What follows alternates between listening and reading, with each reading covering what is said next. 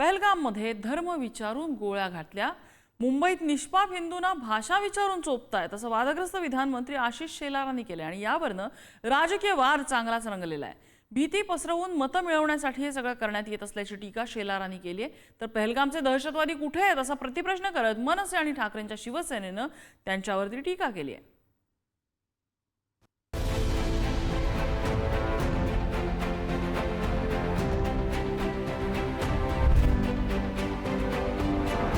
पहलगाम मध्ये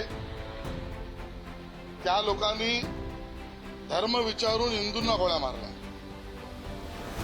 पहलगाम मध्ये हिंदू धर्म विचारून गोळ्या मारल्या आणि इथे ही सगळी मंडळी निष्पाप हिंदूंना भाषा विचारून चोपतायत। मराठी विरोधात भूमिका घेणाऱ्यांना खळखटाक करून उत्तर देणाऱ्या मनसैनिकांची तुलना थेट दहशतवाद्यांशी करण्यात आली आहे।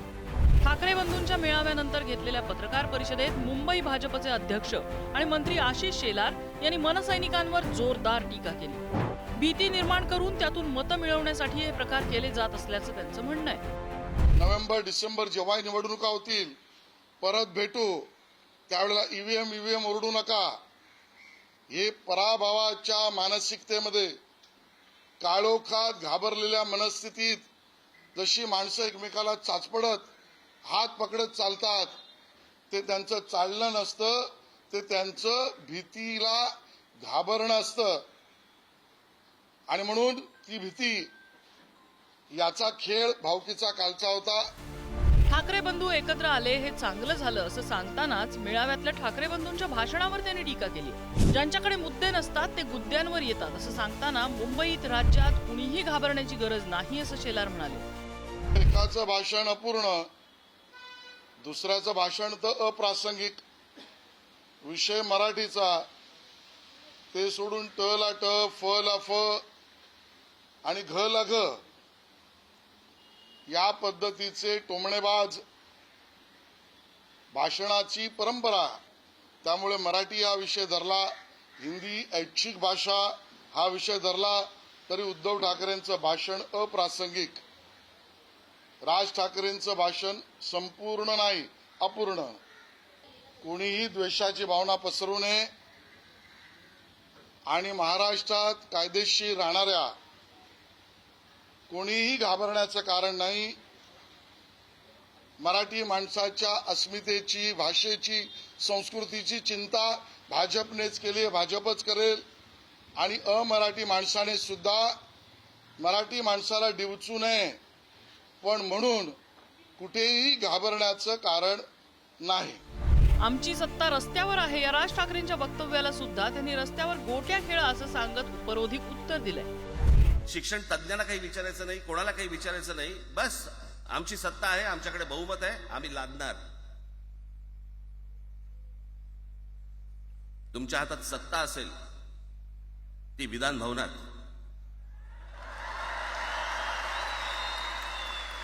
आमच्याकडे सत्ता आहे रस्त्यावर। म्हटलं आहे तुमची सत्ता विधान भवनात, आमची सत्ता रस्त्यावर। मग रस्त्यावर गोट्या खेळा। म्हटलं आहे तुमची सत्ता विधान भवनात, आमची सत्ता रस्त्यावर। मग रस्त्यावर गोट्या खेळा। सिंचन घोटाळ्यातून नेते भाजपात आले, महाराष्ट्र सदनाच्या घोटाळ्यातून भुजबळांना स्वतःच्या पक्षात आणलं। कोण तो सलीम कुत्ताच्या इथे नाचलेला त्याला स्वतःच्या पक्षात आणून शुद्धीकरण केलं। आदर्श घोटाळ्यातली व्यक्ती स्वतःच्या पक्षात आणली, त्यावेळी सत्तेचा नसतो, मात्र मराठी महाराष्ट्रासाठी आली तर आता रस्त्यावर गोट्या खेळा। ही मराठी आणि महाराष्ट्रातली जनता आशिष शेलार लवकरच गोट्या काढून कोयबा खेळेल एवढं नक्की। मनसैनिकांची तुलना पहलगामच्या दहशतवाद्यांशी करणाऱ्या शेलारांच्या या वक्तव्यावर तीव्र प्रतिक्रिया उमटतात। भाजप तरी दुसरं काय करतं असा प्रश्न मनसेनं केलाय, तर पहलगाम हल्ल्यातले दहशतवादी आहेत कुठे असा सवाल ठाकरेंच्या शिवसेनेनं केलाय। निवडणूक असल्या तर गोष्टी वेगळी आहे, निवडणुका नाहीच। तुम्ही दिलं ना कोलीत आमच्या हातात। आजच्या तारखेला जर तुम्ही पाहिलं तर अख्ख्या भारतामध्ये आशिष शेलार साहेबच एक नंबरचे वक्ते आहेत, त्यामुळे त्यांचे कौतुक आम्हाला आहे ना।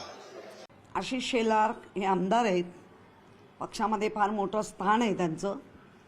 पेहेलगामचे जे मारले धर्म विचारून ते गाडले गेले की स्वर्गात गेले, ह्याचं तर पहिलं उत्तर द्या. लोक त्याची अपेक्षा करतायत. मीरा रोडमध्ये मराठी बोलण्यावरून एका व्यापाऱ्याला मनसैनिकांनी चोप दिला होता आणि त्यावरून तिथलं राजकारण चांगलंच तापलंय. मीरा रोडच्या व्यापारी संघटनांनी 3 जुलैला मोर्चा काढला होता. त्याच्या प्रत्युत्तरादाखल मराठी भाषिकही आता मोर्चा काढणार आहे. पहिलीपासून हिंदी भाषेच्या वादासोबत हिंदी मराठीचा वादही आता तापताना दिसतोय आणि त्यावरनं राजकारणही रंगतंय. शेलारांच्या तीव्र प्रतिक्रियेनंतर आगामी काळात ठाकरे बंधू विरुद्ध भाजपा असा संघर्ष रंगेल अशी शक्यता वर्तवण्यात येते. ब्युरो रिपोर्ट, पुढारी न्यूज, मुंबई.